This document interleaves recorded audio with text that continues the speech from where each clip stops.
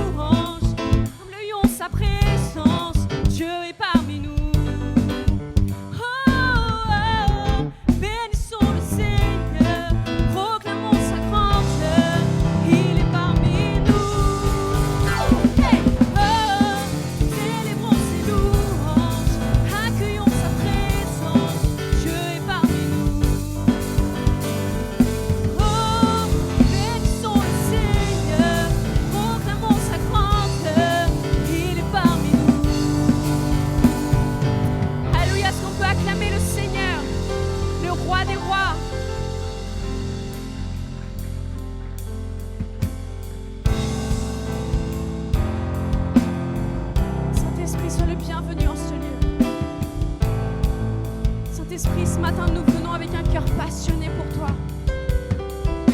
Viens régner parmi nous, Seigneur. Là où nous sommes en ce moment, nous voulons juste louer ton nom, Seigneur.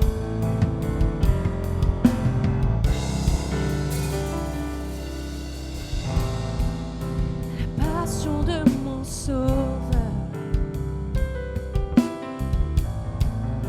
la grâce de notre Dieu.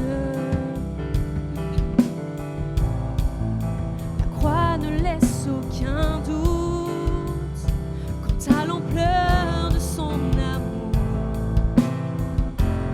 Chantons ensemble. Les chaînes sont brisées, la mort terrassée, le sang de tout payé. C'est par la croix qu'il nous libère. Oui, sa victoire me donne la vie. C'est lui qui fut condamné. Oh, quand ma vie fut pardonnée. Pourtant la mort à ma place. Oui, sa grâce et ma liberté. Ensemble nos chaînes sont brisées. La mort terrassée. Le sang de Christ a tout payé. C'est par la croix qu'il nous libère. Oui, sa victoire me donne la vie. Les chaînes sont brisées, la mort terrassée. Le sang de Christ a tout payé. C'est par la croix qu'il nous libère. Oui, sa victoire me donne la vie. Déclarons ces paroles ensemble. Je donne ma vie afin d'honorer l'amour de mon Sauveur, mon Rédempteur, l'agneau immolé, à jamais couronné. Gloire à notre Sauveur ressuscité. Je donne ma vie afin d'honorer l'amour de mon Sauveur, mon Rédempteur, l'agneau immolé, à jamais couronné. Gloire à notre Sauveur ressuscité. Je donne ma vie afin d'honorer l'amour de mon Sauveur, mon Rédempteur, l'agneau immolé, jamais couronné. Gloire à notre Sauveur ressuscité. Les chaînes sont brisées, la mort terrassée. Le sang de Christ a tout payé. C'est par la croix qu'il nous libère. Oui, sa victoire me donne la vie. Nos chaînes sont brisées, la mort terrassée. Le sang de Christ a tout payé. C'est par la croix qu'il nous libère. Oui, sa victoire me donne la vie. Alléluia, oui, Seigneur, ce matin, nous voulons nous rappeler, Père, que c'est ce que tu as accompli sur la croix qui nous a donné cette vie éternelle, qui nous a donné cet accès au Père dont nous avions tant besoin, Seigneur. Ce matin, accueille nos louanges, Père. Accueille toutes nos louanges qui s'élèvent en ce lieu. Nous voulons déclarer, Seigneur, que nous ne voulons que toi. Nous ne voulons que toi, Seigneur.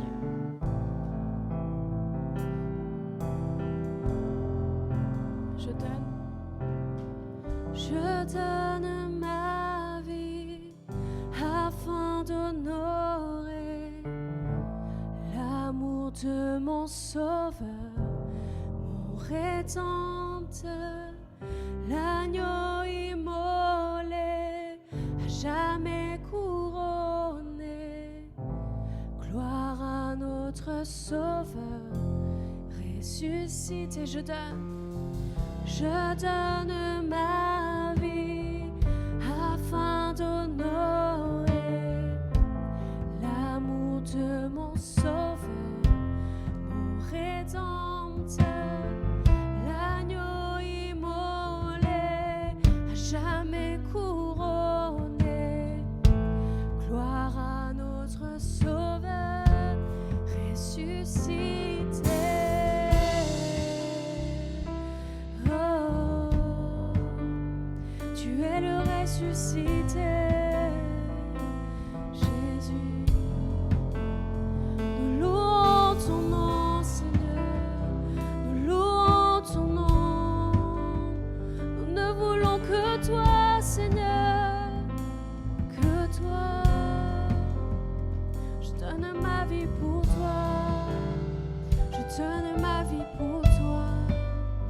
Je donne ma vie pour toi, Jésus, pour toi. Je donne ma vie pour toi. Je donne ma vie pour toi.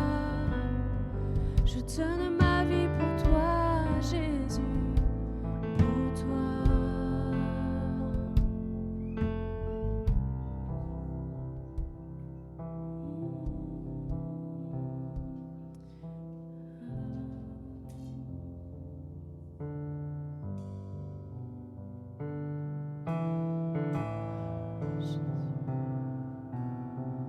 Descends sur le Saint-Esprit.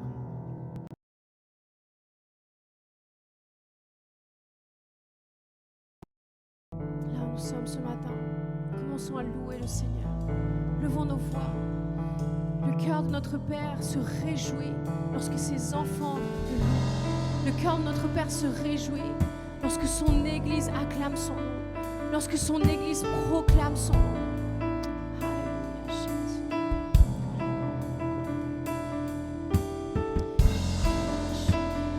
Sois loué en ce lieu. Sois élevé, Père. Sois élevé, Seigneur. Nous voulons louer ton nom ce matin. Exalter ton saint nom, car tu le mérites, Seigneur. Que toute louange puisse s'élever en ce lieu vers toi. Que toute louange puisse aller vers toi ce matin. Alléluia, Seigneur. Merci pour qui tu es. Merci pour ta grandeur, pour ta fidélité chaque jour pour nous. Merci, Saint-Esprit, car tu vis en nous. Tu es Jésus en nous. Merci, Père, parce que tu as mis ta puissance, ton pouvoir, ta grandeur, ta magnificence en nous, Seigneur. Permets-nous ce matin de pouvoir éveiller ton esprit qui vit en nous. Permets-nous ce matin, alors que nos voix se lèvent en ce lieu. Oh Saint-Esprit, éveille-toi en nous. Éveille-toi, que ton feu puisse monter en chacun de nous. Dans le nom de Jésus, que tout esprit qui est endormi, que tout esprit qui est éteint prenne vie maintenant. Dans le nom de Jésus, dans le nom de Jésus. Saint-Esprit, éveille-toi en nous. Éveille-nous, Seigneur, à ta présence. Éveille-nous, Seigneur, à ta présence. Éveille tous nos sens à ta présence, Seigneur, que l'on puisse voir ta grandeur, que l'on puisse entendre ta parole, que l'on puisse déclarer tes bontés chaque jour, Seigneur. Alléluia. Éveille-nous, Seigneur. Éveille-nous à ta présence. Éveille-nous à ta présence. Saint-Esprit, viens régner parmi nous. Viens régner parmi nous. Viens te manifester en ce lieu. Saint-Esprit, ton Église te désire. Ton Église te désire. Seigneur, nous voulons être de ceux qui préparons le chemin pour toi, Père. Qui préparons le chemin pour que ton Fils puisse venir sur terre. Alléluia, Saint-Esprit, éveille-toi en nous. Éveille-toi en nous.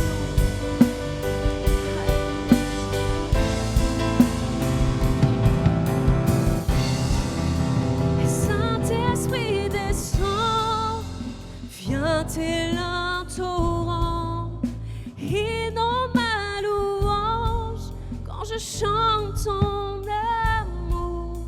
Oui, Saint-Esprit, embrasse mon cœur et mon âme quand j'invoque ton nom. Oui, quand j'invoque ton nom. Saint-Esprit.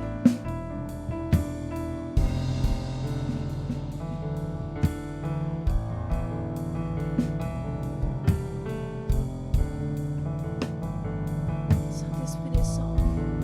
Et Saint-Esprit descend. Viens tes torrent.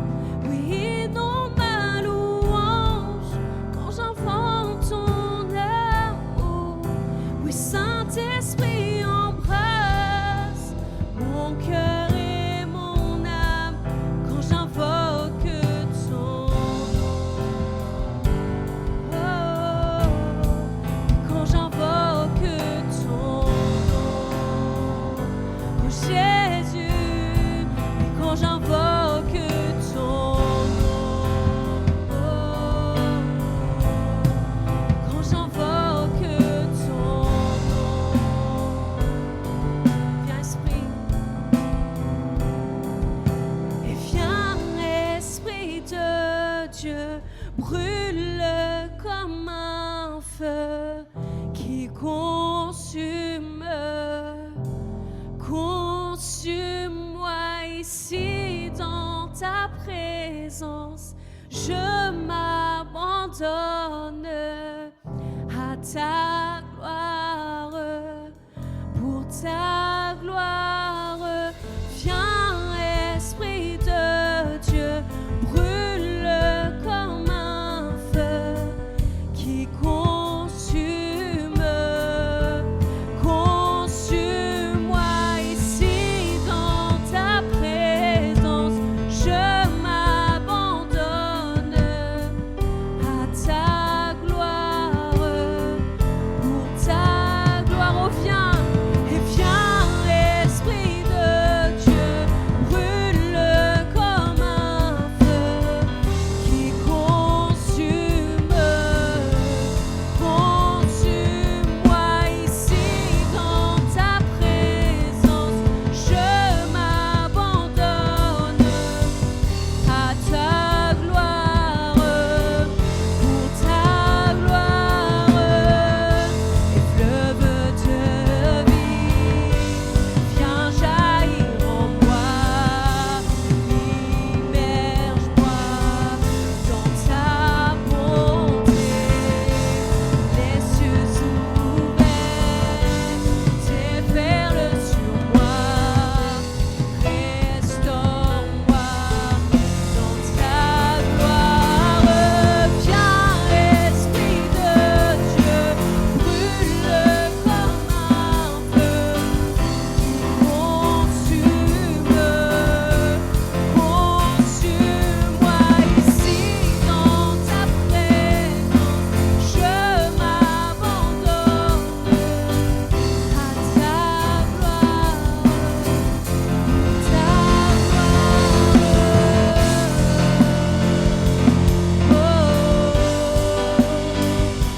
Ta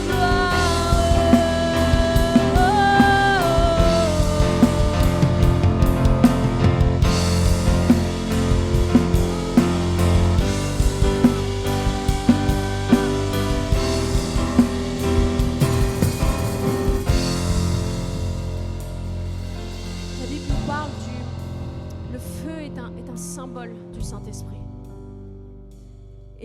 Et parfois on pense que le Saint-Esprit se manifeste juste en un instant comme une chaleur. Mais c'est pas seulement, le Saint-Esprit n'est pas seulement là seulement pour nous réchauffer. En ce moment on a très froid, hein? On aurait bien un petit feu à côté de nous en permanence. Le Saint-Esprit n'est pas seulement là pour nous réchauffer. Il est là pour illuminer, pour éclairer certaines choses.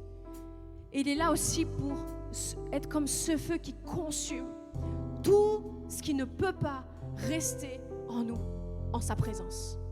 Lorsque Jésus est monté au ciel, il a promis que le Consolateur viendrait, que le Saint-Esprit viendrait. Saint-Esprit et Jésus en nous. Amen. Ça veut dire que c'est pas seulement Jésus qui marche à côté de nous, il est en nous. Et lorsqu'il se manifeste comme ce feu, c'est qu'il brûle et qu'il consume les choses qui n'ont pas lieu de vivre et de demeurer en nous Parce que son souhait est de nous purifier, afin que nous puissions devenir semblables à lui. Et ce matin, alors que nous chantons ces paroles, qu'on puisse prendre conscience de ce que nous sommes en train de chanter. On demande au Saint-Esprit de venir comme ce feu qui consume. Que ce matin, alors qu'on va reprendre ces paroles, soyons juste à l'écoute. Saint-Esprit, montre-moi, Saint-Esprit, les choses que tu dois consumer ce matin. Les choses qui n'ont pas lieu de demeurer en moi, les choses qui ne peuvent pas cohabiter avec toi et qui pourtant sont permises par moi. Mais aide-moi, Saint-Esprit, ce matin à pouvoir laisser ta puissance, ton feu consumer ces choses. Amen. Viens, Esprit de Dieu, brûle, qui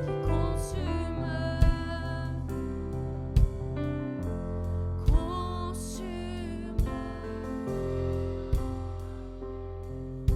je m'abandonne à ta gloire. Oh, viens, Esprit de Dieu, brûle comme un feu qui consume.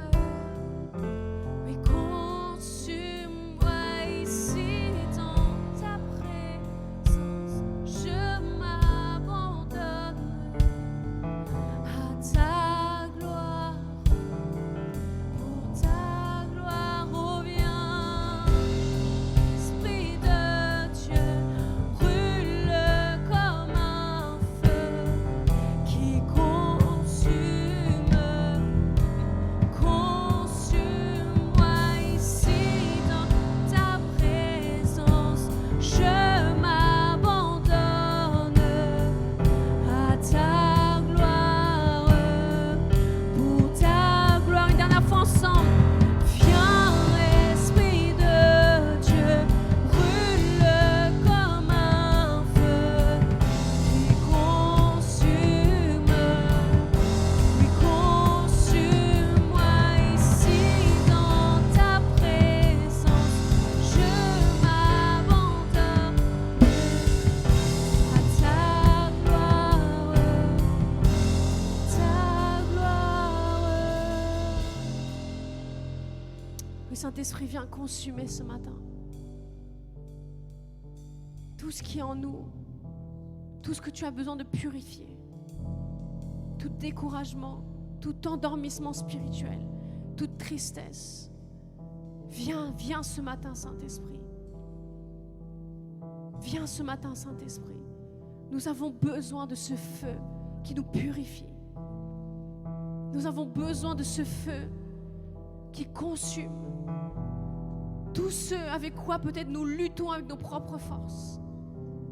Seul toi, Seigneur, seul toi, Père, peut consumer le péché qui demeure en nous. Viens ce matin, Saint-Esprit.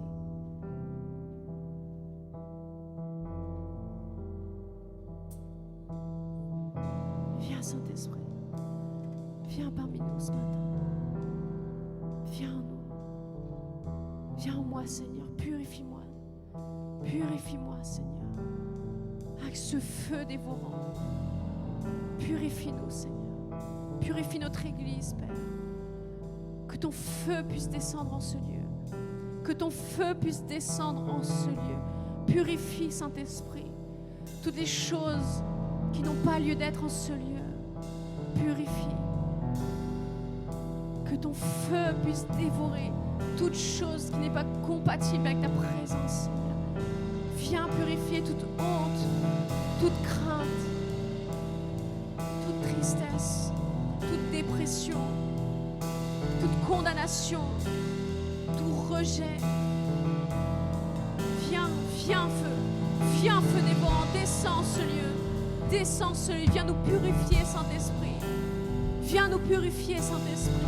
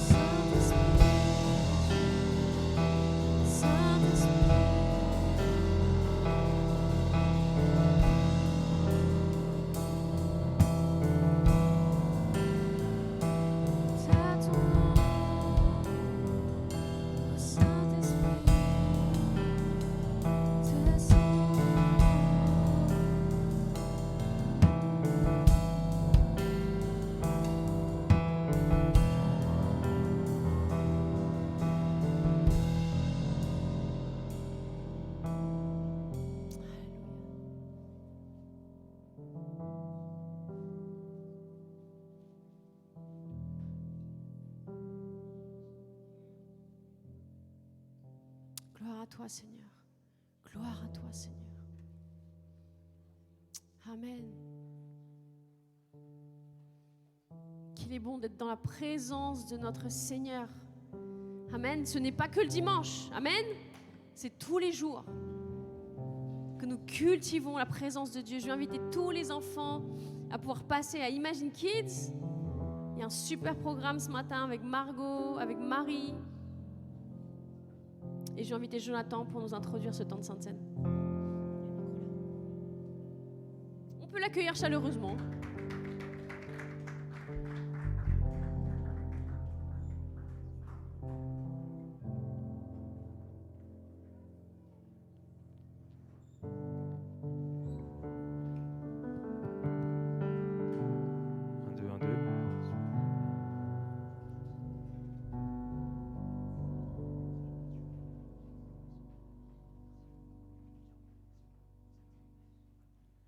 Bonjour à tous.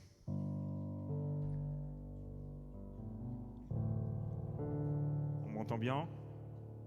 Ok, super, je vais rester sur ce micro alors. Amen, amen. Alors aujourd'hui, je vais vous partager ce temps à la Sainte Seine. J'aimerais commencer par me présenter. On le fait pas souvent, mais ça peut être intéressant de se présenter de temps en temps, surtout si tout le monde ne me connaît pas. Donc voilà, je m'appelle Jonathan. Donc j'ai 27 ans et voilà, je me tiens devant vous aujourd'hui parce que voilà, j'ai à cœur d'apporter un message de la part de Dieu. Mais il faut savoir que ça n'a pas toujours été simple. En tout cas, de se retrouver là un dimanche matin avec un micro à apporter le message.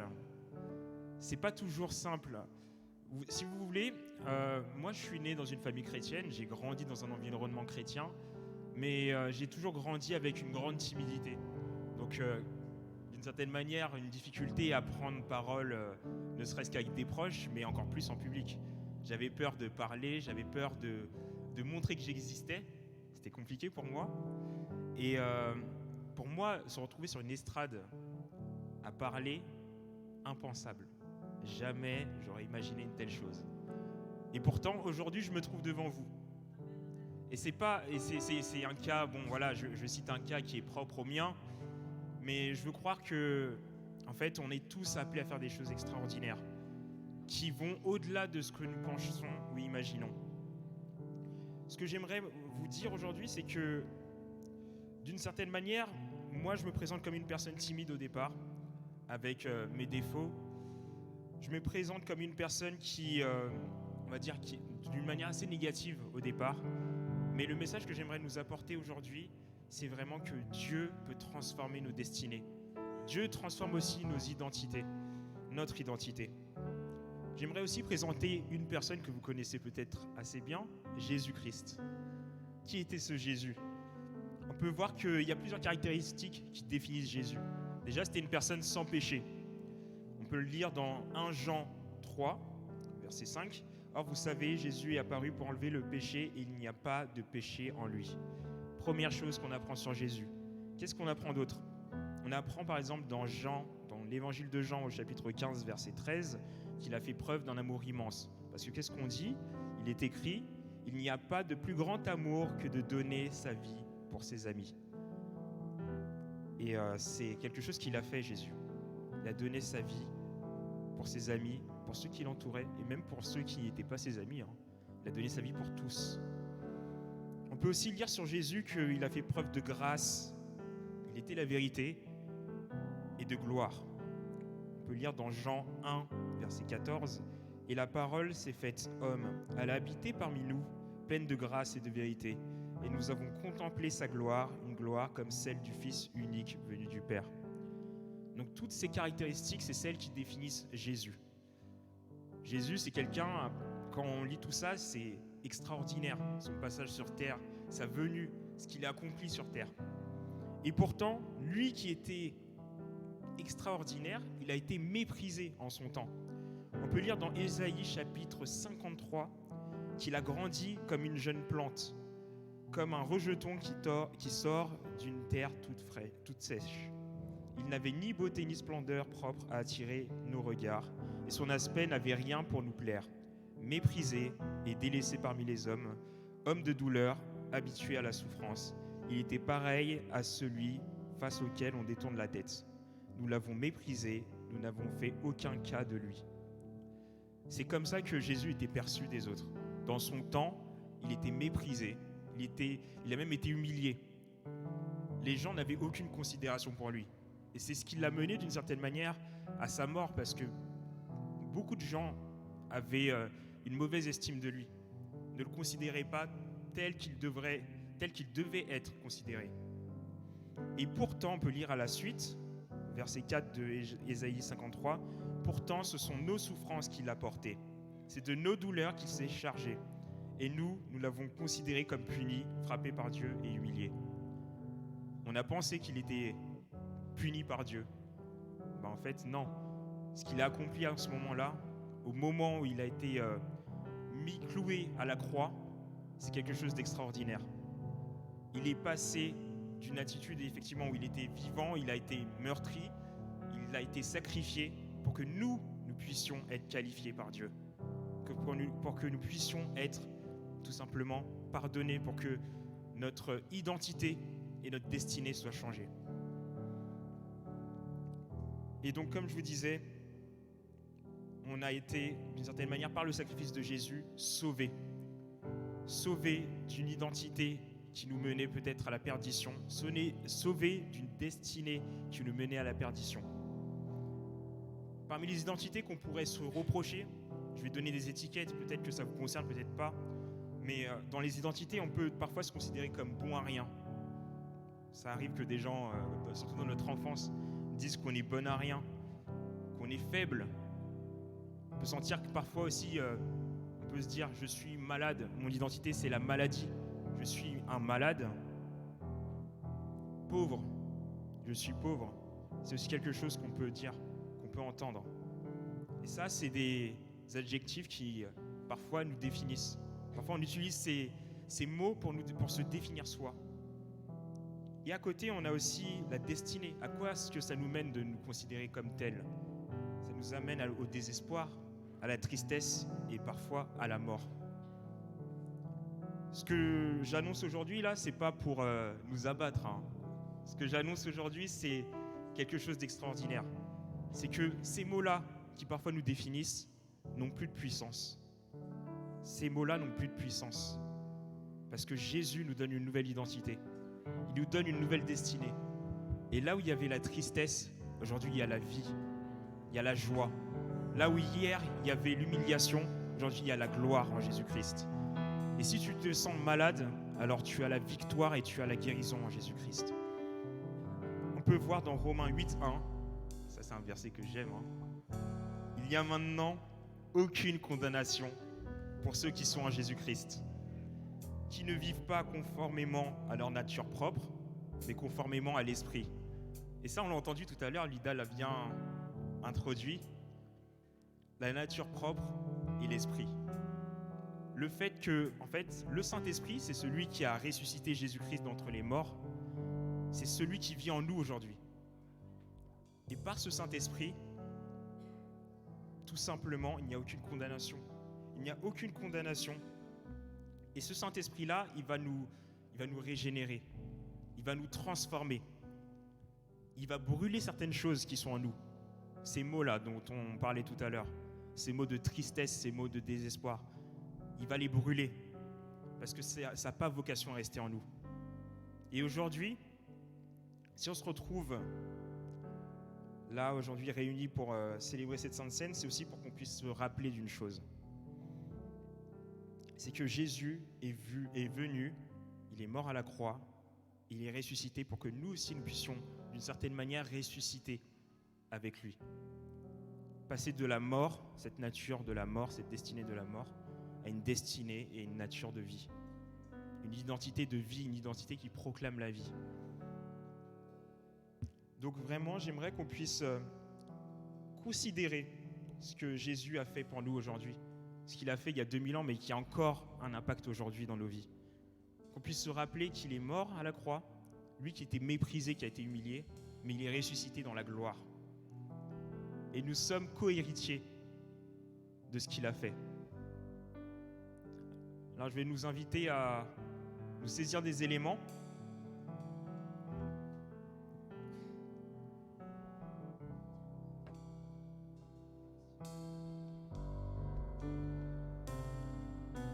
Et je vais prier pour cette excellente nouvelle qu'a accompli Jésus à la croix. Seigneur Jésus, je te remercie pour ta présence. Je te remercie parce que tu nous as qualifiés, Seigneur, nous qui étions méprisés, nous qui étions humiliés, nous qui étions condamnés par la mort, par le péché. Tu es venu, Seigneur, et alors que tu étais parfait, Seigneur, tu t'es dépouillé de toute ta perfection. Tu t'es sacrifié à la croix, tel un agneau. Tu as été immolé, Seigneur. Et tu n'es pas resté dans cet état de mort, mais tu es ressuscité. Merci parce que par ta résurrection, Seigneur, nous aussi nous sommes ressuscités, Seigneur. Nous aussi nous sommes passés de la mort à la vie. Alors Seigneur Jésus, je te prie pour que nous puissions vraiment nous remémorer ton corps qui a été meurtri, ton sang qui a coulé. Et que en ce dimanche matin, vraiment, nous puissions communier, Seigneur, ton nom merveilleux, ce que tu as accompli à la croix. Merci Seigneur Jésus pour ta vie. Merci Seigneur Jésus pour ta victoire, Seigneur. Si j'ai prié dans le nom de Jésus. Amen. Nous pouvons prendre les éléments.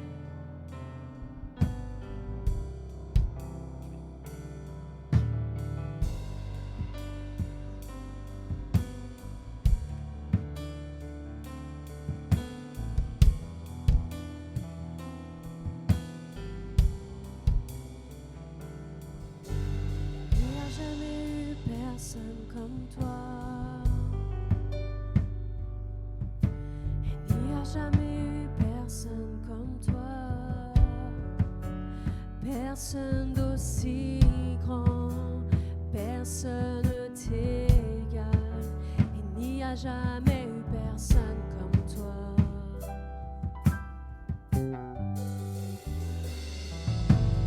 Il n'y a jamais eu personne comme toi. Jamais eu personne comme toi. Oui, tu es le plus haut, tu es le plus grand. Il n'y a jamais eu personne comme toi.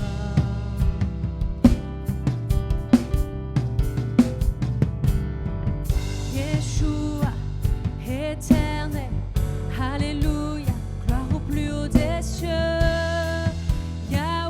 Ton nom est saint, toi.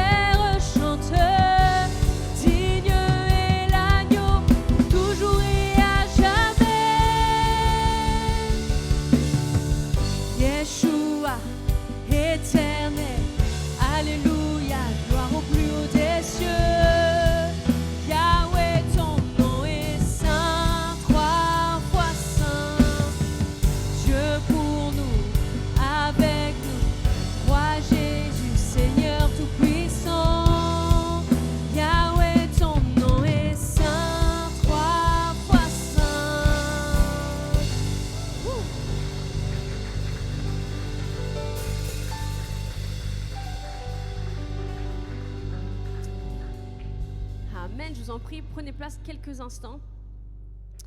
J'ai quelques annonces à faire pour bien ce début du mois de décembre déjà. Ça y est, nous y sommes, dernier mois de l'année. Tout d'abord, samedi 30, il y a un interjeune dans notre église, ici, pour fêter Thanksgiving, avec donc d'autres groupes de jeunes aussi d'Île-de-France. Donc si vous connaissez des jeunes adultes qui veulent participer, n'hésitez pas à les inviter. C'est samedi prochain à partir de 18h30. Merci. Le vendredi 6, nous avons notre soirée maison de prière à 20h ici à l'église. C'est une soirée de louanges, d'adoration et de prière qu'on a une fois par mois. Donc le mois de décembre, c'est le vendredi 6. Et puis le dimanche 15, nous avons notre culte de Noël le matin ici à 10h. Et puis l'après-midi, à partir de 15h et jusqu'à 18h, nous aurons un marché de Noël. Alors, si vous avez à cœur de participer, eh bien, je vous invite à aller voir Sarah, qui s'est absentée avec ma petite Lénia, mais d'aller voir Sarah à la fin du culte et de voir avec elle comment est-ce que vous pouvez participer. Il y aura différents pôles, et donc il y aura un marché de Noël à l'extérieur, et il y aura aussi des choses à manger, donc on va partager pas mal de choses, mais ça va être super de pouvoir passer ce temps ensemble, peut-être même acheter des petits cadeaux de Noël, parce qu'on ne sera plus très loin. Et puis il y aura aussi une présentation de l'équipe de louanges, des chants de Noël, et on a vraiment à cœur de faire ce temps-là parce que, eh bien, on veut donner l'occasion à chacun d'entre vous de pouvoir aussi inviter vos familles, vos voisins, vos collègues, qui vous voulez, mais de pouvoir vraiment inviter des personnes. Ce sera vraiment, en fait, on ouvre notre église aussi vers l'extérieur pour que des personnes puissent venir, savoir qu'on est là, entendre parler de Jésus et passer un bon temps pour Noël. Voilà, donc on aura plus d'informations au fur et à mesure dimanche prochain, je pense. Que ça arrive vite, mine de rien. Donc je voulais aussi vous faire un petit retour assez rapide de notre voyage aux États-Unis. Alors Pascal fera son petit retour à lui dimanche, la semaine prochaine. Là, ce matin, il est à Atis-Mons.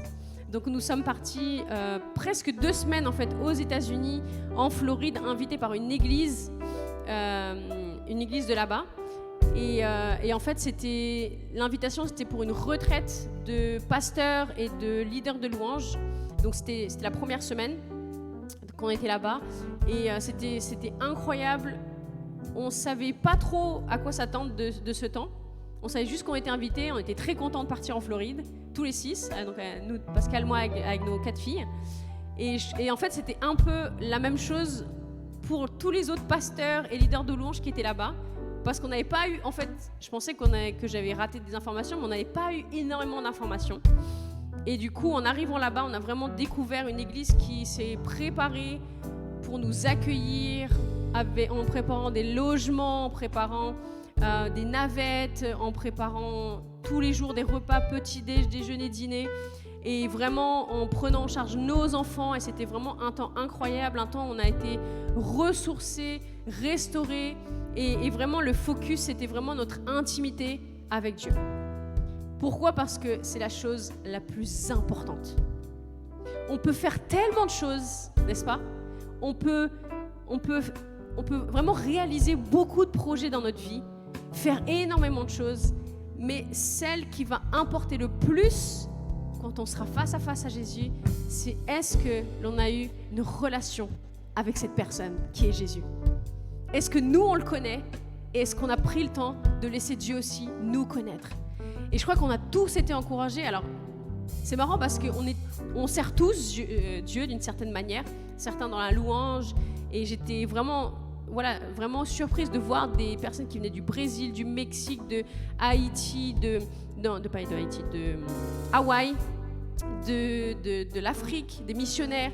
Et en fait, on est tous en train de servir Dieu dans ce que Dieu nous envoie, là où Dieu nous envoie pour le moment, pour cette saison. Et c'est fou comment le fait de nous rappeler que la priorité de notre intimité avec lui, ça nous a fait du bien. Pourtant, c'est des choses qu'on vous dit. Je pense que vous êtes souvent encouragés par nous pour vous dire. On parle beaucoup en plus en ce moment de notre intimité avec Dieu, c'est important. Mais de nous être de l'autre côté, parce qu'on ne se retrouve pas souvent de l'autre côté, c'était vraiment incroyable. On a vraiment tous été touchés. Et donc, c'était mardi, mercredi, jeudi. Et en fait, jeudi, en fin de journée, on a pu témoigner de ce que Dieu avait fait pendant ces 3 jours dans nos vies. Et c'était incroyable de voir comment le Saint-Esprit a vraiment révélé tellement de choses à chacun d'entre nous. Et du coup, on est passé vraiment à tour de rôle devant tout le monde. On était 16 familles avec nos enfants, certains célibataires, certains en couple, pas encore avec des enfants. Et du coup, d'un peu partout dans le monde. Et c'était incroyable d'entendre comment chacun d'entre nous, on a été encouragés dans ce domaine de l'intimité avec Dieu et comment on a, nous aussi, entendu parler de Dieu. Et en fait, on était très drivés. On est arrivés, il y avait un culte. Non, mais c'était incroyable comment c'était organisé parce que vraiment, de ce côté, dans notre service, on n'a pas souvent l'habitude en fait, d'être drivés comme ça pendant toute une conférence, pendant plusieurs jours. Et en fait, ils avaient prévu les après-midi des temps pour que nous, on puisse prendre 2 heures avec Dieu. Ils nous ont donné des pochettes pour mettre nos téléphones dedans. Ils avaient prévu des gens pour s'occuper de nos enfants. Alors nos filles se sont éclatées parce qu'ils ont prévu des jeux, des activités, enfin plein de choses pour nos enfants. Et pendant 2 heures, on est dans une pièce, tout seul, donc je ne pouvais même pas parler avec Pascal, tout seul, face à Dieu. Et c'était incroyable. On a tous vécu des temps extraordinaires, ça pendant 3 jours, où vraiment on a pu être juste encouragés par déjà tout l'amour que cette église a mis dans cette semaine, parce que on est quand même 16 familles à être venues d'un peu partout dans le monde. Et rien que ça, c'était hyper touchant. Enfin, on était vraiment tous très très touchés par ça. Mais en plus, nous faire venir de si loin pour nous mettre dans une pièce et juste dire, voilà, parler avec Dieu.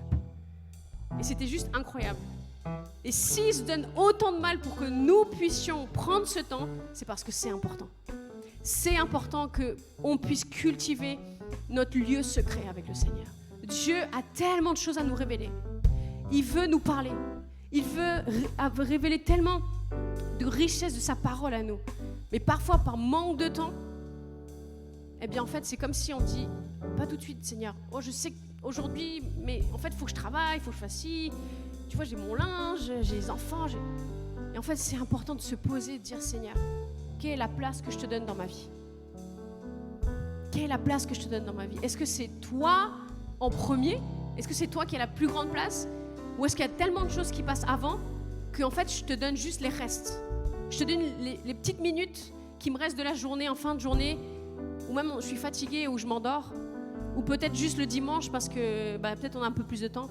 Non, Dieu mérite qu'on lui donne le meilleur. Dieu mérite qu'on sacrifie certaines choses pour passer du temps avec lui. Et je me dis, si cette église s'est donné tellement de mal pour nous rappeler cela, je pense que c'est bien que je vous le rappelle aussi ce matin. Cultivons notre lieu secret avec notre Père Céleste. Il veut nous parler. Il veut nous parler. Il n'a pas choisi seulement certaines personnes à qui il veut révéler des choses. Il veut nous parler. Il veut se révéler à nous. Et en ce moment, on va ensuite continuer aussi sur une série qu'on est en train de faire sur le livre de Daniel. Daniel a reçu tellement de révélations de Dieu. Pourquoi ? Parce qu'il était fiable. Il se présentait devant Dieu chaque jour. Il cultivait ce lieu secret. Dieu savait qu'il pouvait commencer à lui dire quelque chose aujourd'hui et qu'il allait continuer à lui parler demain, parce que Daniel allait dans ce lieu secret jour après jour. Jour après jour. Daniel est connu comme cet homme qui a eu le plus d'intimité avec Dieu, parce qu'il savait cultiver cela. Il savait prendre le temps, et même au prix de sa propre vie, il l'a fait tant de fois. Je n'en dis pas plus parce que je spoil toute la série sinon. Mais j'aimerais juste vous encourager, et on a été tellement ressourcés, et puis on aura sûrement l'occasion de vous en reparler par petits bouts. Donc, sans transition, nous passons à notre temps de offrande et dîmes. Amen. Qu'il est bon de aussi semer dans la maison de Dieu et de voir tout ce que Dieu a fait au travers de nous. Si on peut accueillir des personnes en ce lieu, si on peut continuer à servir, si on peut faire des choses comme le marché de Noël, c'est parce que des personnes s'aiment en ce lieu. Alors si tu fais partie de cette maison, continue à semer par tes dîmes et tes offrandes. Si tu es là pour la première fois ce matin, ne te sens pas du tout concerné peut-être par ce temps, Profite, tu es notre invité ce matin. Amen. Prends, sois béni parce que des personnes s'aiment en ce lieu pour que tu puisses recevoir aussi. Amen. Alors on va faire ça en chanson. Donc je vous invite à vous lever.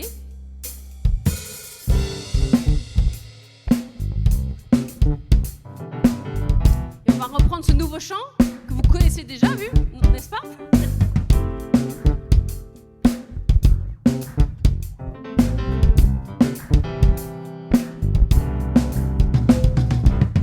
Assemblons-nous pour le louer,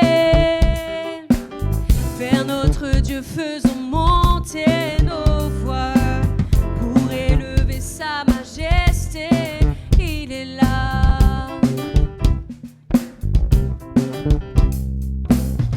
Pour effacer notre péché, il accepta d'être cloué au bois. Jésus seul pouvait triompher à la croix.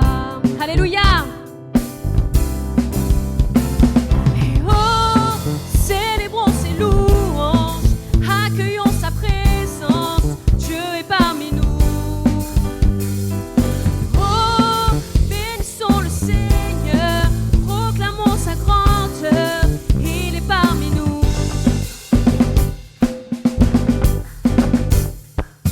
Dans nos cœurs il s'est révélé,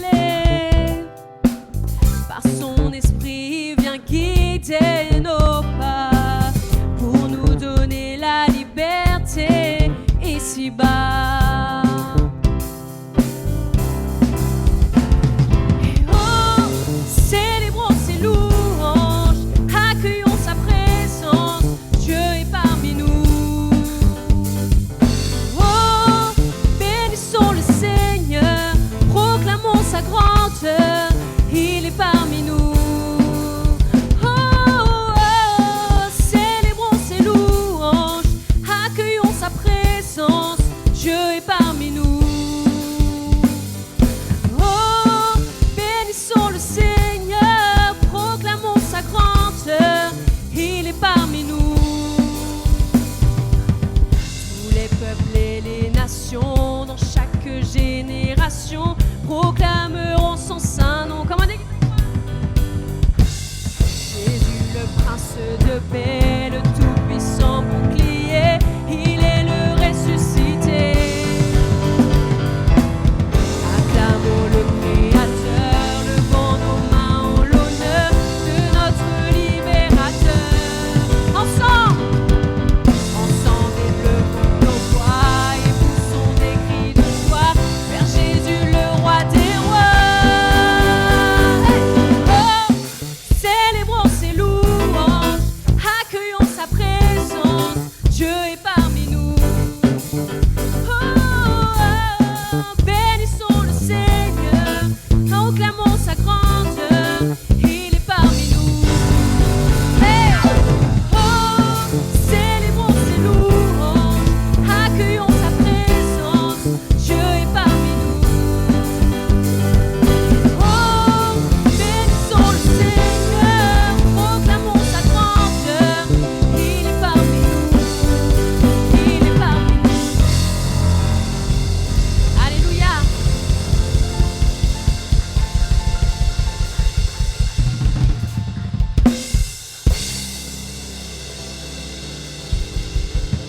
Amen. Gloire à Dieu. Amen. Et je laisse toute la place à Clément pour ce deuxième message de cette série sur l'intimité.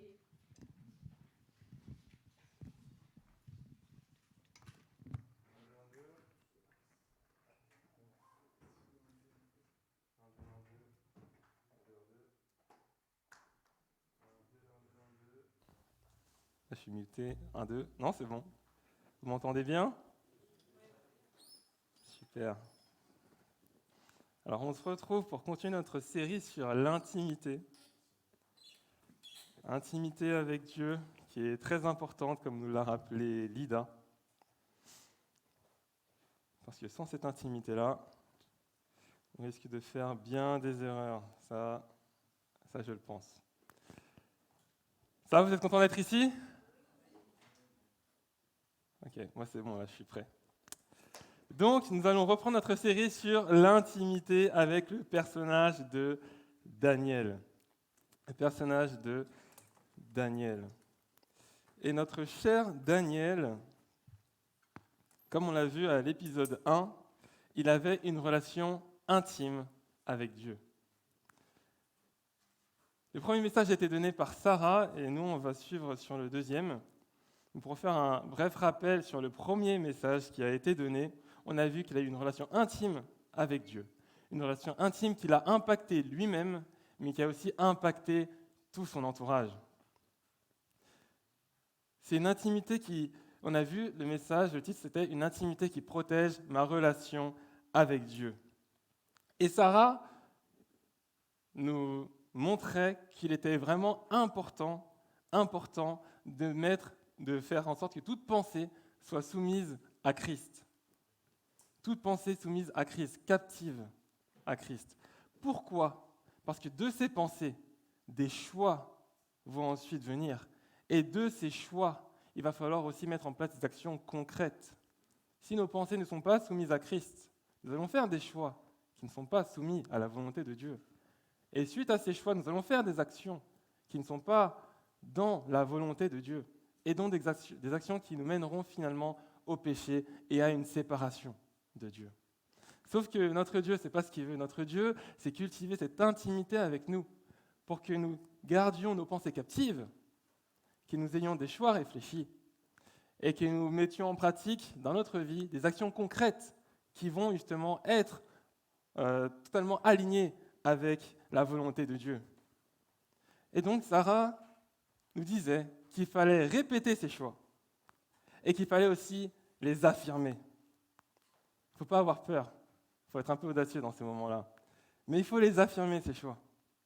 Et aujourd'hui, nous allons voir un autre message qui s'intitule « Une intimité qui me focalise sur la sagesse de Dieu ». Une intimité qui me focalise sur la sagesse de Dieu.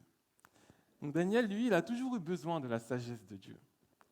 Il en a eu besoin pour résoudre des problèmes dans sa vie personnelle, mais également pour être une réponse à d'autres personnes qui en avaient besoin de cette sagesse. Donc j'aimerais t'encourager ce matin à être rempli de la sagesse de Dieu, pour toi-même et pour ton environnement. Amen. Super. J'aimerais qu'on puisse mettre la prochaine image. Ok, du coup là c'est moi, vous me voyez ? La prochaine image c'est moi. Ok. En fait, ce que j'aimerais vous dire, c'est que pour recevoir cette sagesse de Dieu, il faut aller dans la prière. Il faut aller dans la prière pour demander à recevoir cette sagesse. Mais ce qui est intéressant, c'est que au départ, quand on n'a pas trop l'habitude de prier, moi franchement, pour être totalement honnête avec vous, je ne suis pas un homme qui prie 1 heure par jour. Ah non, loin de là. 5 minutes, c'est une bataille. Mais il faut que je le fasse. Pourquoi ? Parce que si tu n'as pas l'habitude de prier, il va se passer la chose suivante. Est-ce que je peux mettre vraiment un flou bien fort, s'il te plaît, Jonathan ? Ce qui va se passer lorsque tu n'as pas l'habitude de prier, c'est que tu vas venir vers Dieu et tu vas lui demander de lui donner de la sagesse. Et là, tu te retrouves face à cette image, tu ne comprends pas trop ce qui se passe, tu ne sais pas où est-ce que tu en es, tu crois recevoir des trucs dans la parole de Dieu, mais c'est flou. C'est flou. Il faut faire le focus, il faut que quelque chose se passe. Mais lorsque tu as l'habitude de prier, lorsque tu prends le temps aussi à avoir des moments de silence pour écouter ce que Dieu a à te dire, lorsque tu lis ta Bible, petit à petit, quelque chose se passe. Petit à petit, l'image devient plus nette. L'image devient plus nette. Je répète, l'image devient plus nette. Il faut persévérer dans la prière, mes frères et sœurs. Et l'image devient plus nette jusqu'au moment que c'est clair. C'est clair. Et là, on reçoit cette sagesse qui vient de Dieu. Parce qu'on a passé ce temps dans la prière. Daniel était un homme de prière. J'aimerais que tu sois aussi, que nous soyons tous ces hommes et ces femmes de prière ce matin. Fais le focus. Prie. Prie. On est toujours dans l'intro. on peut passer à la slide suivante. Il faut savoir que la sagesse, elle peut être définie par la connaissance du vrai, du bien, fondée sur la raison et sur l'expérience. Ça, c'est une définition de la sagesse.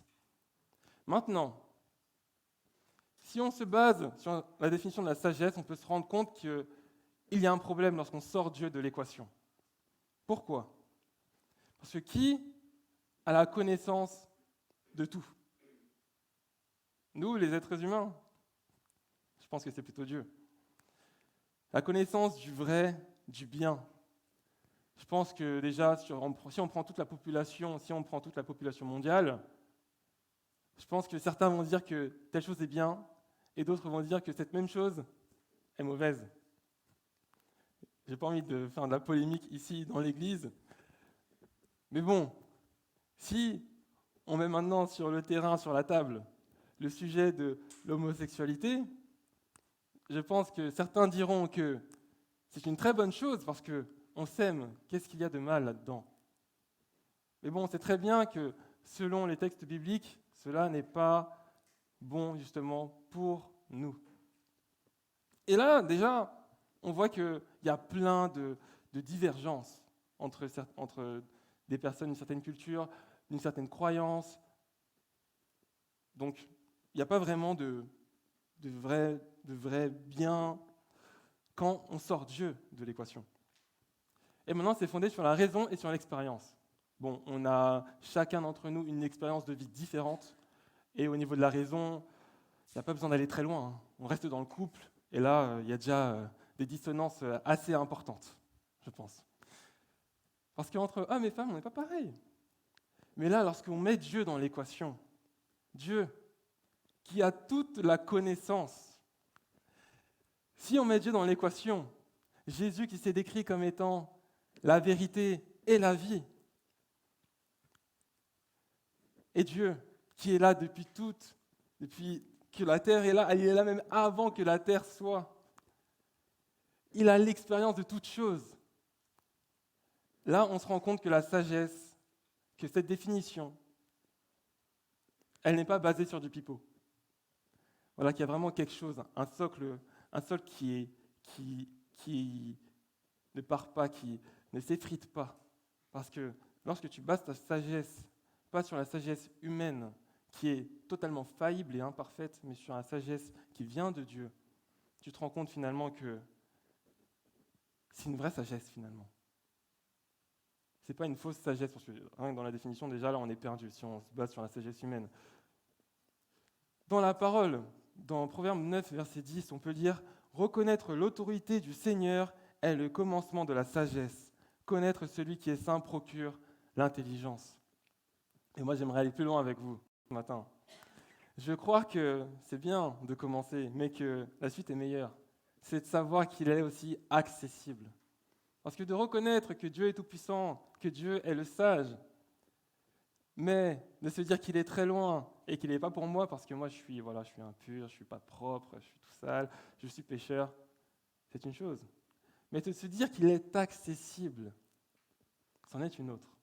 Et je pense que c'est la suite, parce que c'est ce qui nous permet d'aller en prière et de croire qu'il peut nous donner des révélations pour notre vie et pour la vie de notre prochain.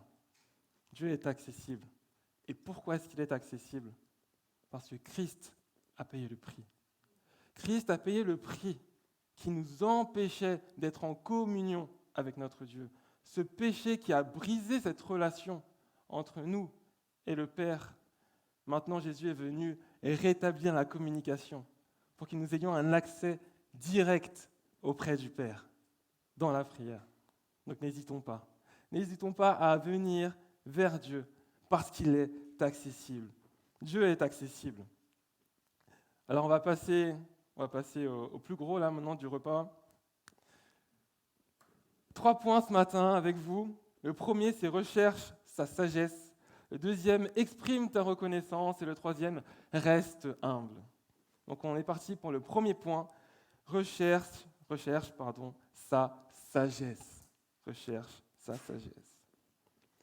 On va aller dans Daniel chapitre 2, versets 13 à 18. Je vais vous donner le contexte. Donc, là, nous sommes avec le roi de Babylone. Le roi de Babylone qui a en face de lui des sages. Par sage, on entend devin, on entend aussi astrologue, on entend des magiciens aussi, sorciers. Et le roi, il fait venir toutes ces personnes devant lui et il demandait justement à ce que ces personnes lui révèlent le rêve qu'il a fait.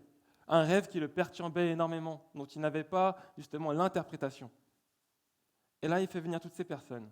Et ces personnes, elles lui disent au roi, « Donne-nous le rêve, et on va te donner l'interprétation. » Mais le roi disait, « Non, il faut me donner le rêve et l'interprétation, s'il vous plaît. » Mais bon, il n'y en a aucun qui était dans la capacité de lui donner ce qu'il avait rêvé.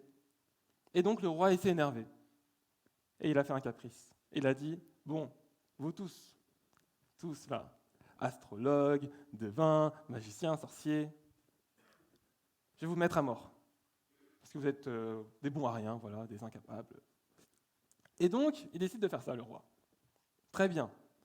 Maintenant, on retrouve notre cher Daniel.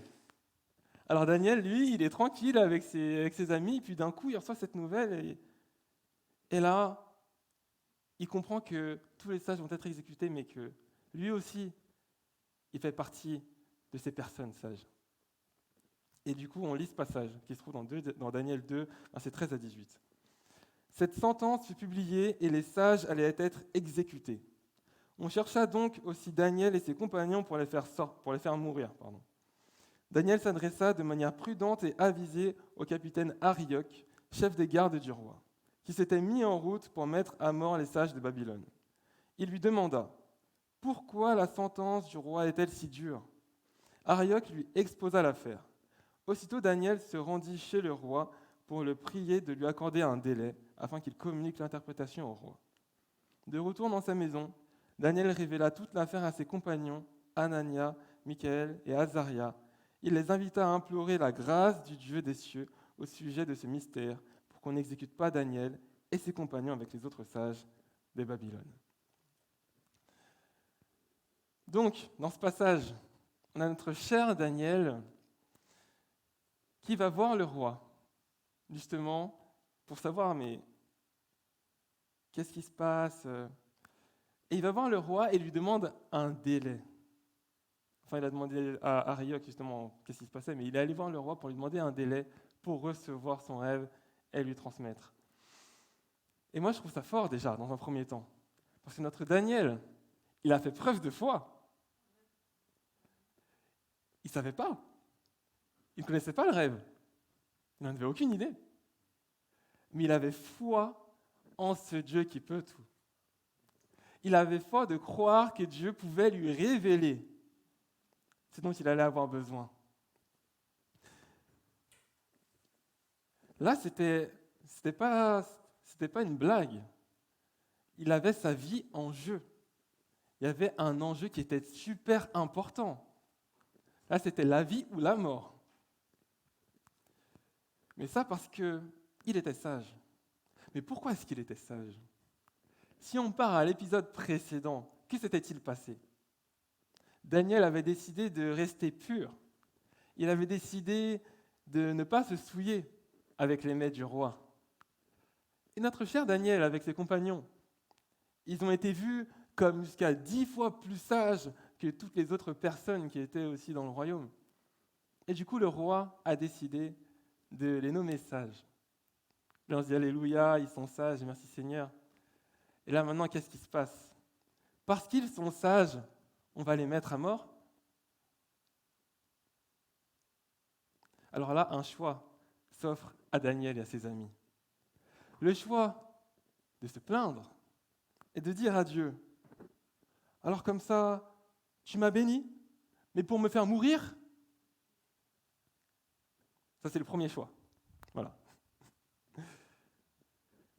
Et dans ce choix, ce qui est marrant, c'est que tu n'attends pas une réponse de la part de Dieu, comme on pourrait s'attendre lorsqu'on vient dans la prière pour avoir ce focus. Lorsque tu fais ce choix, tu donnes une réponse à Dieu. Tu dis, ok Dieu, tu m'as béni, mais finalement pour me faire mourir. Ok, merci Seigneur, voilà, super.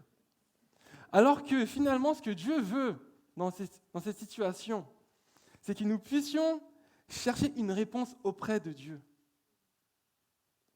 Donc là, on se dit, mais qu'est-ce qui se passe? Dieu m'a promu, il m'a permis d'aller en hauteur, de monter sur l'échelle sociale à peu près. C'était un peu ce qui se passait, en tout cas à Babylone. Et là maintenant, je vais me faire tuer? Non, c'est pas possible. Qu'est-ce qui se passe? Et là, Daniel, il ne sait pas. Il ne sait pas. Il ne sait pas. Mais Daniel, il choisit, alors que la situation, elle est totalement floue, d'aller voir Dieu pour faire ce focus. D'aller voir Dieu pour faire ce focus. Et nous, on pourrait aussi tomber dans ces faux raisonnements. Je ne sais pas, par exemple, Dieu te bénit, il te bénit avec une voiture. Et d'un coup, cette voiture, finalement, il arrive le malheur. Il arrive quoi? Par exemple, tu as un accident avec la voiture, ou la voiture, on te la vole. Et d'un coup, tu vas te dire, tiens, Dieu me bénit, mais maintenant je suis dans le malheur. Et tu commences à te plaindre, tu es dans ton malheur. Mais moi, j'aimerais te dire de ne pas voir cela comme un malheur, mais comme une opportunité. Admettons, tu as eu un accident. Et là, tu vois, oh mon malheur, j'ai perdu de l'argent. Je dis, tu vois, mais moi, je suis clairement dedans. Voilà. Moi, le premier. Et finalement, j'aimerais qu'on puisse voir ce malheur, pas comme un malheur, mais comme une opportunité. Une opportunité de louer Dieu, parce qu'il nous a préservés. Préserver l'accident aurait pu être bien plus grave. De louer Dieu peut-être, ok, tu t'es fait voler ta voiture. Bon, admettons, tu as une bonne assurance. De louer Dieu parce que tu vas pouvoir t'acheter une nouvelle voiture. C'est autre chose. Si l'assurance te rembourse, bien évidemment. Ça, c'est un autre sujet. Mais du coup, j'aimerais nous inviter, nous tous, à ne pas voir ces bénédictions se transformer en malheur, mais ces bénédictions nous permettre d'atteindre des opportunités pour aller encore plus loin avec Dieu. J'aimerais t'inviter à ça ce matin. Daniel a été fidèle hier et décide d'être fidèle aujourd'hui. Que nous soyons aussi fidèles dans nos actions, dans nos actes, dans les actes d'hier et dans ceux d'aujourd'hui. Ne nous décourageons pas. Comme Sarah nous l'a dit au précédent message, des actes répétés et affirmés. Répétés et affirmés. On continue, c'est le deuxième épisode. Du coup, Daniel, il est là et il demande la sagesse pour cette situation. Il rassemble ses amis et il dit, ok, là on n'est pas bien. On n'est vraiment pas bien. On veut nous tuer. Mais écoutez, on va aller vers le Dieu qui peut tout. Et on va lui demander de nous aider. Là, Daniel, il ne cherchait pas une opportunité. Il était juste là en train de se dire, Dieu, fais quelque chose, s'il te plaît. Et c'est OK. On peut venir vers Dieu et lui demander, je ne sais pas, éclaire-moi. Je ne sais pas, fais quelque chose, je suis perdu. Voilà. On est dans le flou et on demande, Dieu, s'il te plaît, révèle-moi ce que tu as prévu pour aujourd'hui, pour me permettre d'avancer. Et donc Daniel, il est dans cette attitude-là.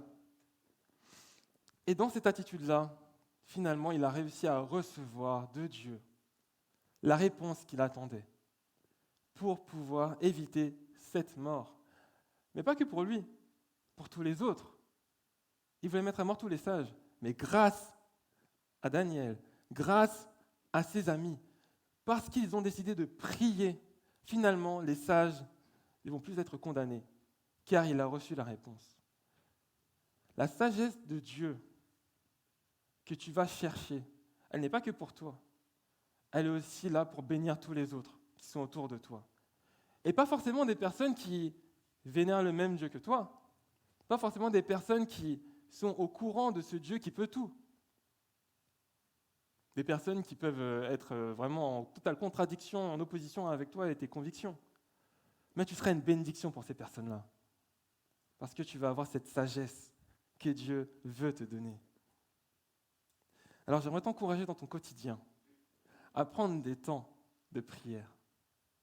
J'aimerais nous encourager ce matin à prendre des temps de prière et à prendre des temps aussi de silence pour avoir ce que Dieu veut, pour avoir cette révélation, pour avoir ce flou qui disparaît peu à peu. Et si le flou n'a pas totalement disparu la première fois, ce n'est pas grave. Admettons, tu n'as jamais tenu un appareil photo de ta vie. Ça se trouve, le focus, tu ne vas pas le faire dès le premier coup, mais tu vas attendre que quelqu'un te montre à nouveau, tu vas réessayer, quelqu'un te remontre, ah, c'est pas encore bon. Et là, tu refais, et tu y arrives finalement. Mais il faut de la persévérance. Il faut de la persévérance. Alors, persévère. Prie, car il était accessible. Prie parce que Jésus-Christ a payé le prix pour que tu puisses le faire.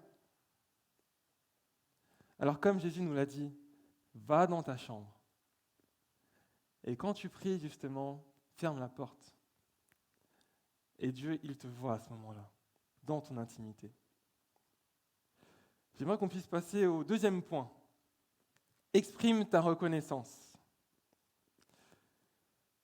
On va continuer dans Daniel chapitre 2, versets 19 à 23. Et dans ce passage, on peut se rendre compte que alors que Daniel a reçu cette révélation, alors qu'il la reçoit, et qu'il la reçoit même sur sa couche, dans son lit, on peut voir à quel point il était intime là, avec Dieu pour recevoir dans son lit, dans une vision justement, ce que Dieu avait prévu pour lui. Il le remercie, pas pour la révélation, mais il le remercie pour qui il est. Il le remercie premièrement pour qui il est. On lit dans Daniel 2, versets 19 à 23. « Et le mystère fut révélé à Daniel pendant la nuit, au cours d'une vision. Alors Daniel se mit à bénir le Dieu des cieux en ces termes. « Bénissons le nom de Dieu depuis toujours et pour toujours, car la sagesse et la puissance lui appartiennent. Il est le maître du temps et de l'histoire. Il renverse les rois ou les établit. C'est lui qui accorde la sagesse aux sages, qui donne le discernement aux intelligents et qui révèle ce qui est profond et caché. Il sait ce qui se cache dans les ténèbres, car la lumière est avec lui. Vers toi, Dieu de mes ancêtres, monte ma reconnaissance et ma louange. Tu m'as rempli de sagesse et de force.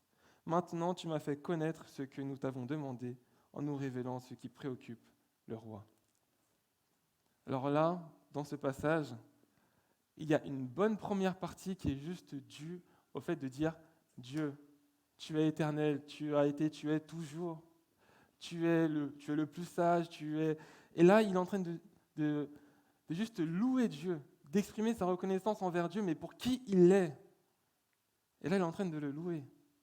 Et ensuite, après, il est en train de dire tout simplement « Vers toi, Dieu de mes ancêtres, monte ma reconnaissance et ma louange. Tu m'as rempli de sagesse et de force. Maintenant, tu m'as fait connaître ce que nous t'avons demandé en nous révélant ce qui préoccupe le roi. » C'est pas évident. C'est pas évident parfois de juste louer Dieu pour qui il est, parce que peut-être qu'on n'en a pas forcément l'habitude. C'est beaucoup plus facile lorsque quelque chose se passe de super dans notre vie, de dire « Ah, merci Seigneur, parce que tu m'as donné ceci, parce que tu m'as donné la voiture, parce que tu m'as donné un travail, parce que tu m'as donné une excellente femme, parce que tu m'as donné ainsi de suite, les enfants, voilà. » Et Dieu, justement, je pense que ce qu'il attend de nous aussi, c'est que nous puissions le louer pour qui il est. De toute manière, quand on sera avec lui, lorsqu'il aura récupéré son Église, on va louer principalement, je pense, pour qui il est. Parce que la voiture et toutes ces choses-là, c'est fini, c'est terminé. Ce sera terminé, il y aura une éternité en arrière. Mais par contre, Dieu, lui, il est éternel. Et on le louera pour toujours.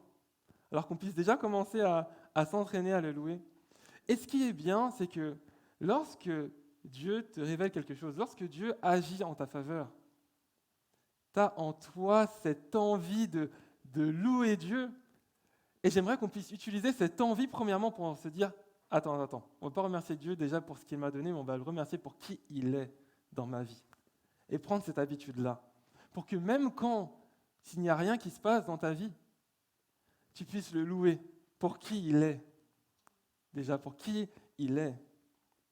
Louons-le pour qui il est avant toute chose. Mais on peut aussi le remercier pour tout ce qu'il a fait pour nous.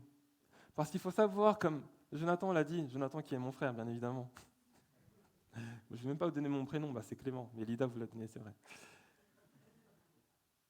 Christ a fait des choses incroyables pour nous. Dieu a fait des choses incroyables pour nous. Il faut savoir qu'il a envoyé son Fils unique, afin que quiconque croit en lui ne périsse point, mais qu'il ait la vie éternelle. Il nous a envoyé Jésus-Christ pour cela. Et on peut le remercier pour ça.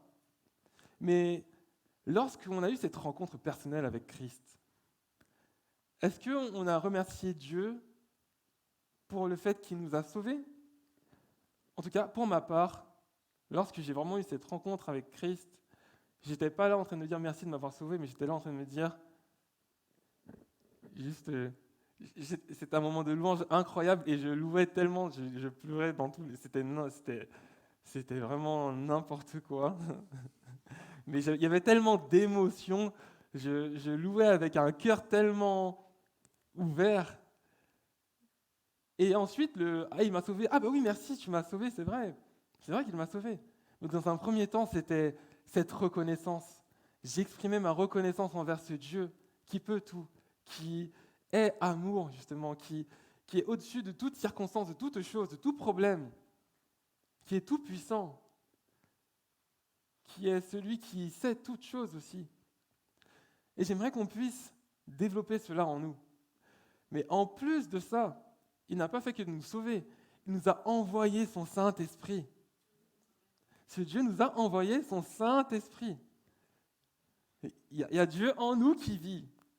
Encore comme Jonathan nous l'a dit, il y a Dieu en nous qui vit. Genre, le Saint-Esprit qui a ressuscité Jésus-Christ d'entre les morts vit en nous.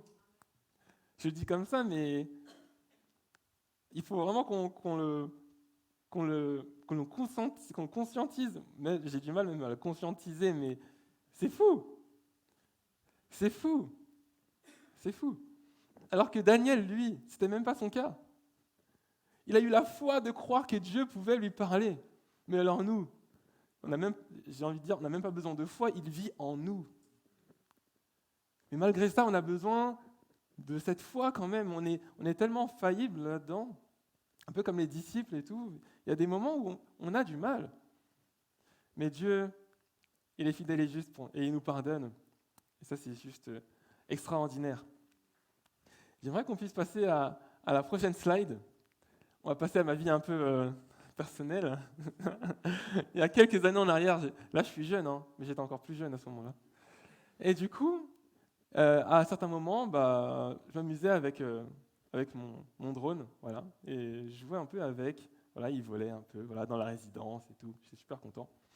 Et un jour, je l'ai paumé à la cime d'un arbre. Je peux mettre voilà. L'image n'est pas contractuelle, c'est pas la même image, mais il faut garder en tête. C'est un arbre qui était très grand. Il faisait la taille de mon immeuble, à peu près 4 étages, et il était tout en haut. Et là, du coup, à ce moment-là, je me dis, ah mince, il est tout en haut, comment est-ce qu'on va faire pour le déloger? Et là, à cette période de ma vie, j'étais à un moment donné où ma foi, elle était là. Elle était là. Parce que j'avais vu Dieu agir pour moi d'une façon incroyable, dont je n'aurais jamais imaginé juste quelques temps avant. Et du coup, je suis là en train de me dire, je vais prier. J'ai prié à papa. Je demandais à papa de me prendre mon drone tout en haut. Et du coup, je prie. Bon, je regarde, rien ne se passe. Je fais bon. Du coup, là, on sort l'artillerie lourde avec mon frère. J'ai un autre frère. Et du coup, il vient et il dit, tiens, je vais regarder un peu où est-ce qu'il est positionné. Il regarde avec son drone et tout. Il voit. Puis ensuite, il commence à prendre une bouteille d'eau, il l'attache avec une corde, et ensuite, il lance dans l'arbre. Puis ensuite, après, ça s'accroche à l'arbre, il commence à secouer l'arbre et tout. Et non, rien ne se passe. Et il réessaye, rien ne se passe. Bon, 1 heure, 2 heures, à un moment donné, on arrête, on rentre. Et puis moi, je me suis dit, j'ai prié, et je crois que Dieu va faire quelque chose pour moi. Et j'ai pris la résolution de tous les jours aller voir au pied de l'arbre s'il n'était pas descendu, voilà. Jésus nous a dit, venez à moi comme des petits enfants. Moi, j'applique. Du coup, je fais ça tous les jours, je descends, je regarde, je rentre des cours, je regarde, et il n'y a toujours rien. Et puis à un moment donné, j'y croyais plus trop, mais j'y allais quand même. Et puis, un jour, je descends les poubelles. Et en descendant les poubelles, je me dis, mais tiens, ce serait bien d'aller voir, on sait jamais. Et j'y vais et je rigole même pas, je l'ai vu. Je l'ai vu, il était. Sinon, j'aurais même pas pu vous montrer la photo en vrai, mais je l'ai vu. Il était là et j'étais trop content, je l'ai pris avec moi. Je rentre chez moi et ensuite après, je mets la batterie, je la connecte et là, je vois qu'il fonctionne. Et je fais merci Seigneur. Ce que je ne vous ai pas dit dans tout ça, c'est que lorsque le drone était encore à la cime de l'arbre, lorsque j'étais en train de travailler, vu que j'avais un job étudiant, il y avait eu des épisodes pluvieux, mais vraiment super importants. Je me rappelle, il y avait 2-3 jours, il y avait plus. Et moi, je me disais, il y a mon arbre en haut, là, c'est mort. Là, c'est mort. Parce que je m'attendais à ce qu'il tombe, mais non, il reste en haut. En plus, il se prend la pluie. Si tu peux me remettre l'image d'avant, Jonathan, on peut voir sur ce drone qu'il y a des circuits imprimés qui sont juste là, voilà, à la portée de la pluie, à la merci de la pluie. Et moi, je me suis dit, quand je l'ai eu ce drone et que je l'ai refait fonctionner, je me suis dit, mais non, mais Dieu, il voulait me montrer qu'il pouvait faire encore plus que ce que j'attendais de lui. Il prend la pluie, il est encore là. Voilà. Dieu voulait me montrer que malgré la pluie, il peut encore. Et j'étais super content. Mais tout ça pour vous dire quoi, que lorsque quand j'ai encore eu ce drone, ce que j'en ai tiré, c'est pas juste merci Seigneur pour m'avoir donné le drone, parce que là, maintenant, je l'utilise même plus en vrai. Mais de cet épisode, j'ai retenu une chose. C'est que Dieu, c'est mon papa. Et je remerciais Dieu parce que c'était mon papa. Et que ce Père Céleste, on n'arrêtait pas de me le dire, oui, c'est ton Père Céleste, ainsi de suite, mais lorsque tu ne le vis pas, tu ne le comprends pas.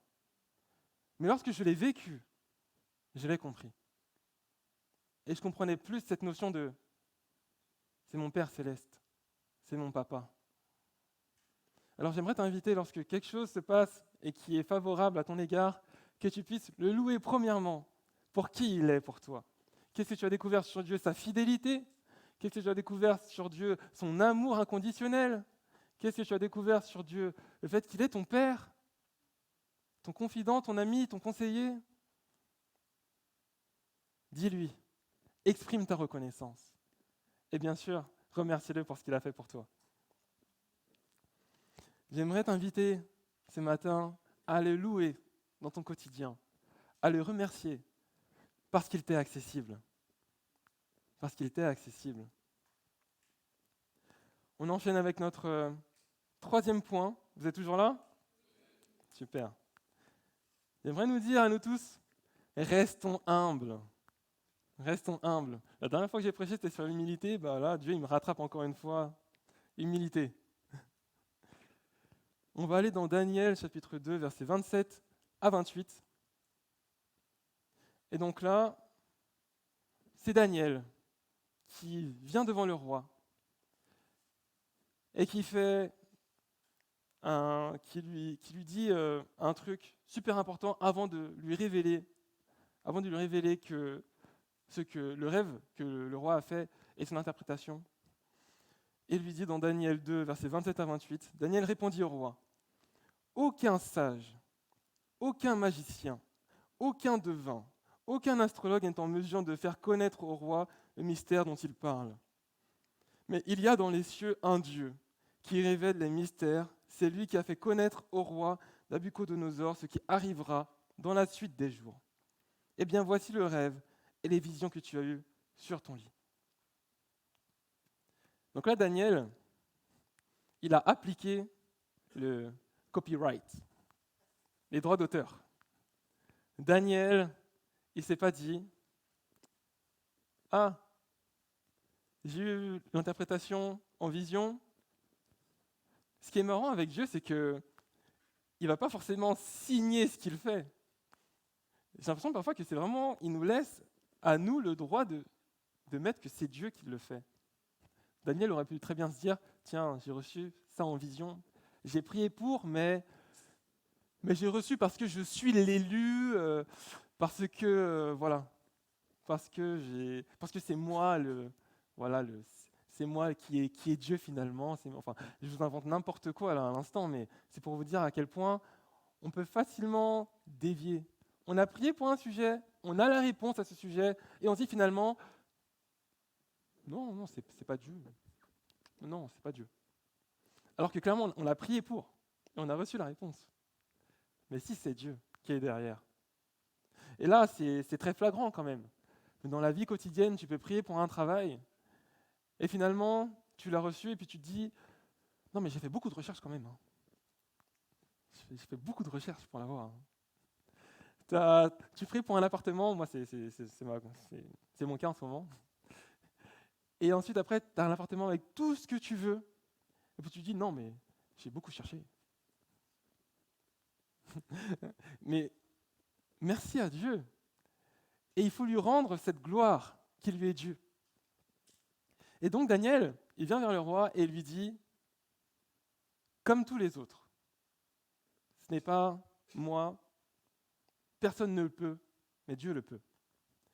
Et ce qui est flagrant là-dedans, c'est que Daniel le dit, mais avant que le roi s'énerve, c'est ce que les autres sages lui avaient répondu. Personne ne le peut. Mais Daniel, lui, ce qu'il a fait, c'est qu'il allait vers ce Dieu qui pouvait tout. Daniel, il est comme les autres sages. C'est un simple homme. Mais le Dieu de Daniel est différent que les autres. Est différent que le Dieu que servaient les autres sages. Il est différent. Nous ne sommes pas meilleurs que les autres, mais le Saint-Esprit qui habite en nous, c'est lui qui fait la différence. C'est lui qui fait en sorte que nous représentons maintenant cette lumière dans ce monde. Ce n'est pas moi. C'est Christ qui vit en moi. J'aimerais nous inviter ce matin à lui rendre toute la gloire. Toute la gloire. J'aimerais que tu puisses me mettre la prochaine illustration, Jonathan. Je pense, donc je suis. Candale Clément. Cogito ergo sum, je crois. C'est moi. Non, ce n'est pas moi. Je vais mettre la suivante, s'il te plaît. Il s'agit de René Descartes. Est-ce que tu as déjà fait ça dans un de tes exposés à l'école? S'il te plaît, ne fais pas ça en public dans ta vie aussi avec Dieu. Ne fais pas ça. Rends-lui toute la gloire. Rends-lui toute la gloire. Les copyrights, c'est important, parce que sinon, après, lors du jugement dernier, il va nous le dire. Attention, là, ça va pas. Non, il n'accuse pas Dieu, il n'accuse pas. Amen. Donc, sois fier de dire que ce n'est pas toi, mais Dieu. C'est Dieu qui a agi dans ma vie. C'est Dieu qui a fait ça. C'est Dieu qui m'a permis d'atteindre ce job, d'atteindre cet appartement, d'accéder à tel niveau, je ne sais pas. Mais dis-le. Dis-le à ton entourage. Pourquoi? Pourquoi le dire? C'est super important. Si on se place dans la vie de Daniel, merci au message de Sarah, précédent message de Sarah. Lors de son message, elle nous disait que Daniel, il avait été rebaptisé par le roi. Il s'appelait maintenant dorénavant Beltchatsar. Ok, ça c'était son nouveau prénom. Et qu'est-ce que le roi il aurait pu se dire si Daniel il avait gardé ça pour lui? Non, mais tu sais, la relation avec Dieu que j'ai, c'est juste pour moi. Je sais que c'est Dieu, mais je ne le dis pas aux autres parce que, voilà, c'est juste personnel. Dieu, je ne le partage pas. Les autres, qu'est-ce qu'ils vont croire? Ils vont croire que ça vient finalement pas de ton Dieu, mais ça va venir d'autre chose. Rappelons-nous que Beltchatsar, ça veut dire vie protégée par Béleth. Le dieu Béleth. Le roi, il l'avait baptisé de cette manière. Et là, le roi, il aurait pu se dire quoi si Daniel n'avait rien dit? Il aurait pu se dire, tiens, j'ai rebaptisé Béleth, rebaptisé Beltchatsar. Il a été protégé par Béleth. Il n'est pas mort grâce au dieu Béleth. Gloire à Dieu Béleth. Gloire au dieu Béleth. C'est mon Dieu. Non. Il n'a pas fait ça, pourquoi? Parce que Daniel a annoncé clairement que c'est son Dieu qui lui a donné la révélation. C'est son Dieu. Dans Daniel 2, verset 47, nous pouvons lire « Puis le roi reprit et dit à Daniel, « Votre Dieu est vraiment le Dieu des dieux, et le maître des rois. Lui seul révèle les mystères, puisque tu as été capable de me révéler ce mystère-ci. » Lui seul. Suite à ça, Daniel n'est pas mort. C'était sa destinée, mais finalement destinée qui a été changée et transformée par l'action de Dieu dans sa vie. Daniel a finalement saisi cette opportunité et est devenu gouverneur de Babylone. Dans la Bible, il nous est écrit qu'il est devenu aussi chef suprême de tous les sages. Lorsque, dans notre vie, nous avons des moments qui sont très tendus, je ne sais pas, peut-être au niveau financier ou à d'autres niveaux aussi, pourrions-nous dire que tout est fini ? Mais non. Je pense que Dieu n'est pas le Dieu qui recherche notre malheur, mais le Dieu qui cherche à nous élever de gloire en gloire. Alors, je nous invite ce matin à voir tout cela comme des opportunités. Des opportunités à saisir dans l'intimité que nous entretenons avec notre Dieu. Parce que c'est là qu'il va nous révéler où est-ce qu'il veut que nous allions. Où est-ce qu'il veut que nous puissions trouver la réponse à nos questions. C'est lui qui nous révèle tout cela. Et c'est pour cela qu'il est important de rester humble, parce qu'il nous est accessible. Il est accessible. Notre Dieu est accessible. Je ne vais pas aller plus loin ce matin. Est-ce que vous pourriez revenir, s'il vous plaît? Dieu veut nous donner sa sagesse. Cette sagesse, elle n'est pas là que pour nous. Si en toi-même tu te dis « je n'ai pas besoin de la sagesse de Dieu parce que tout va bien dans ma vie », tu te trompes. Pourquoi ? Parce que ton entourage en a besoin. Ton entourage en a besoin. Et Christ, qu'est-ce qu'il nous dit ? Qu'est-ce que nous dit la parole de Dieu ? Il nous dit d'aimer notre prochain comme nous-mêmes. Alors soyons pour toutes ces personnes,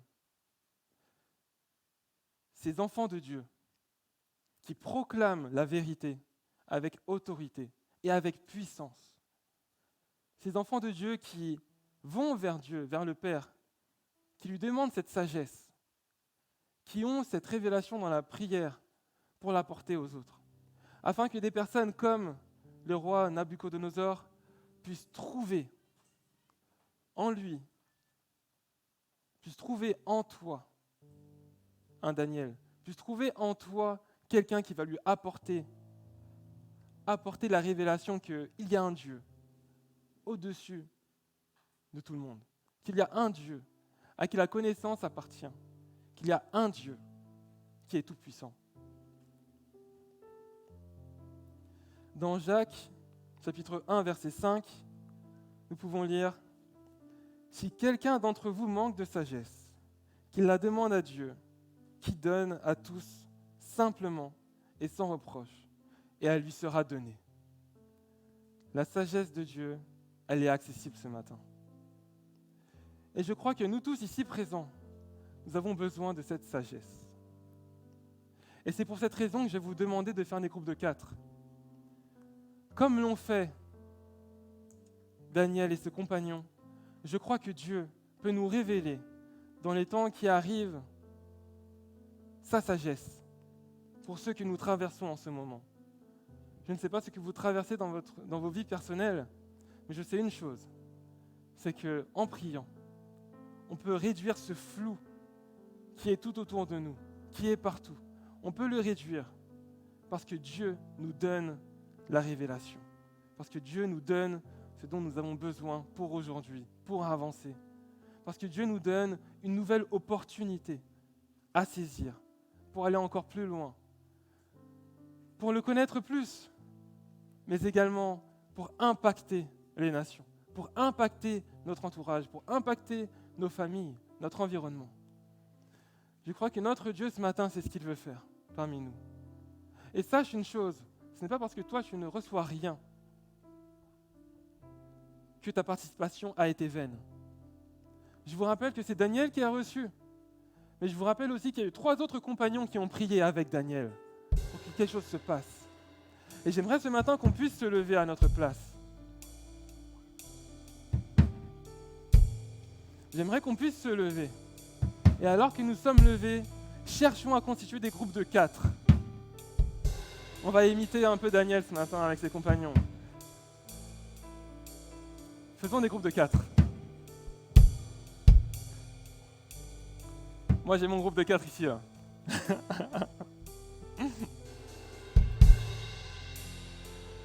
Et alors qu'on est à 4, je vais vous inviter à prier. À prier pour que Dieu nous donne sa sagesse. N'hésitez pas à échanger entre vous. Si vous avez une situation dans votre vie, vous avez besoin de sagesse, exposez-la si c'est possible. Et puis ensuite, priez. Et vous pouvez le faire et vous changez ensuite de personne pour que la sagesse de Dieu nous soit révélée et que nous puissions aller encore plus loin. Et bien évidemment, gardez le contact entre vous pour les jours qui arriveront, parce que la sagesse de Dieu, c'est pas forcément aujourd'hui que vous allez la recevoir. Daniel, il l'a pas reçu le moment même où ils ont prié, mais il l'a reçu après. Alors gardez le contact, même, je ne sais pas, peut-être échanger vos numéros, parce que si Dieu vous révèle quelque chose pour votre prochain, vous serez en mesure de lui donner. Ou sinon dimanche prochain. On va revenir pour le 3e épisode de la série. Amen.